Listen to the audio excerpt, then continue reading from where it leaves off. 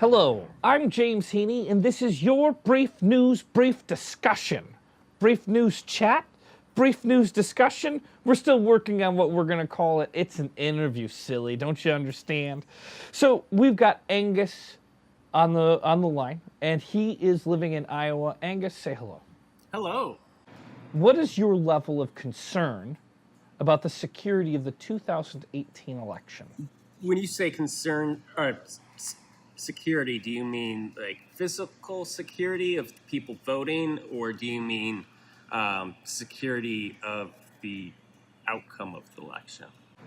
I would say what I really am addressing, but I am definitely interested in hearing the other side, is the outcome of the election. Okay. Do you think that it's secure in the fact that it won't be tampered with? But I'd also like to have general, like, do you think that there's a physical security issue that's also important? I don't think there's a physical. I mean, some places probably.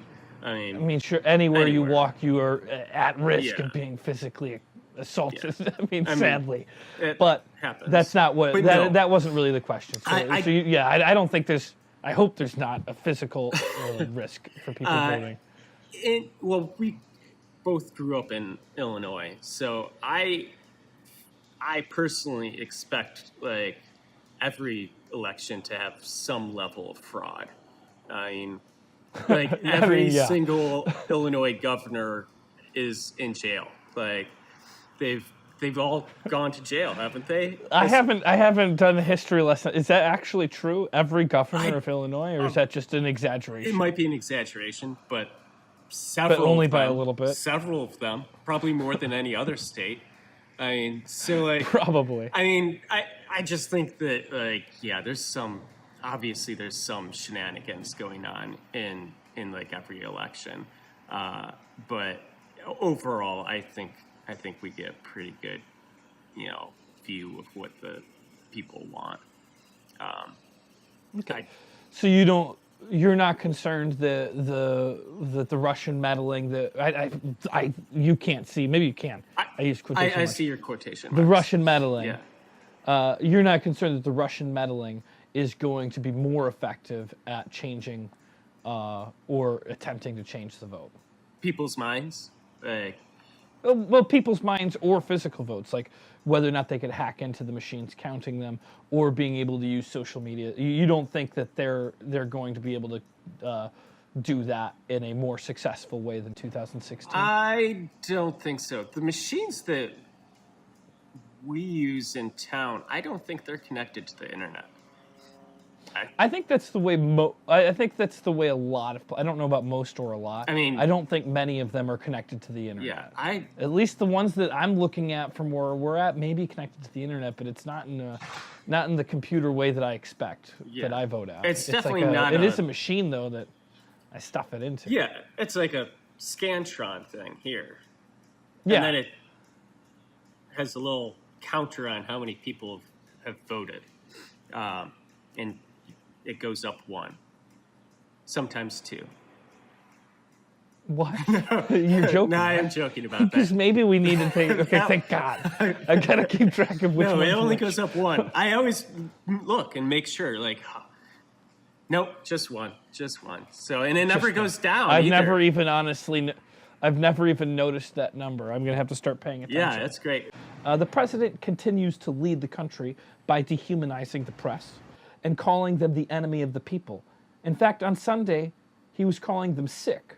Do you find there to be more hatred during the last 18 months towards the media? We've actually had CNN in town a couple of times. They come through during the elections, and they sit down at a local diner here. And no is one, that your restaurant? Because I forgot to mention this. You're a restaurant owner. Yeah, the Jitney Wine Bar in Iowa, Monticello, Yes. Iowa. Everyone's kind of happy to see them. I mean, like, they're pretty nice. Like, we've had them come in and eat at our restaurant, and they're pretty nice. No one has like walked up to them and whispered threatening things in their ears while they're trying to eat a sandwich. That's good. That's I good. think that's pretty good. But I mean, that's not the way it's described in the world. Right? Sometimes you'd think the You would media, think- you'd think that you'd be people are slipping notes with the hauling food. them out into the street and tarring, feathering them, Yeah. kicking them out of town. But that's not happening. No. No. Have the Trump tariffs affected Iowa in a tangible way that's apparent to non-political Americans? Because my only porthole into the truth is from the media. I don't know what it's like in Iowa. Do you notice a difference since these tariffs have come in? No. Good or bad? No, not at all. It would be too early to tell here. But so far I have not noticed any difference. I've noticed. Well, I imagine because I've noticed a difference in the economy since Trump has been elected. in a good way In or a a good bad way. But it is hard to tell. I mean, I think there's more. What I've been told is that Iowa has a problem of not having enough people to work the jobs that are available here.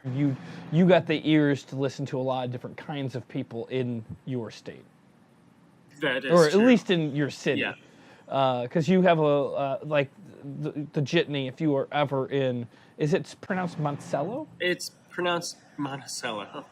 And Monticello, yeah. Not I feel like I always Monticello. call it that's what the California town. The Jitney in Monticello, fantastic restaurant. And I'm not crapping on anything else there, but it's easily the best restaurant in town. And that's not even because I know you. It's because you brought something different into town. Thank you. But I would imagine that draws pretty much everybody has come into the Jitney, and you have gotten a chance to lend your ear to each of them, right? Each and every one of them, yes.